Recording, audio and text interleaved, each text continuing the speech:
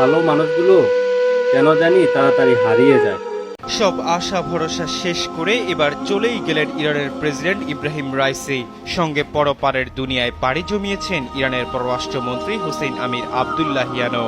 Iran আজারবাইজানের যৌথ উদ্যোগে নির্মিত একটি বাঁধের উদ্বোধন শেষে ফেরার পথে রোববার ইরানের পূর্ব আজারবাইজান প্রদেশের জোলফা এলাকায় দুর্ঘটনার কবলে পড়ে রাইসিকে বহনকারী হেলিকপ্টারটি।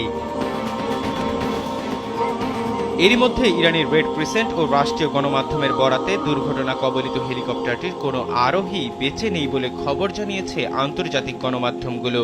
বিবিসি ও রয়টার্সের খবরে বলা হয়েছে বিধ্বস্ত হেলিকপ্টারটি সম্পূর্ণ পুড়ে গেছে।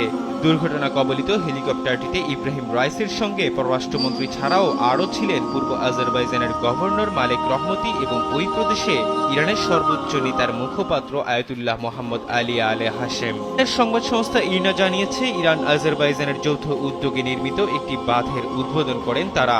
এরপর ফেরার পথে রোববার ইরানের পূর্ব আজারবাইজান প্রদেশের জোলফা এলাকায় এই দুর্ঘটনার কবলে পড়ে বহনকারী হেলিকপ্টারটি। দুর্ঘটনার পরপরই রাইসি ও তার দলের সন্ধানে অন্তত 40টি অনুসন্ধানী দল মোতায়েন করা হয়েছিল।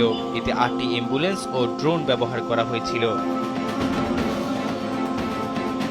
রাইসির মৃত্যু পরবর্তী অবস্থায় স্বাভাবিকভাবেই প্রশ্ন উঠেছে, এখন কে হবেন দেশটির পরবর্তী প্রেসিডেন্ট।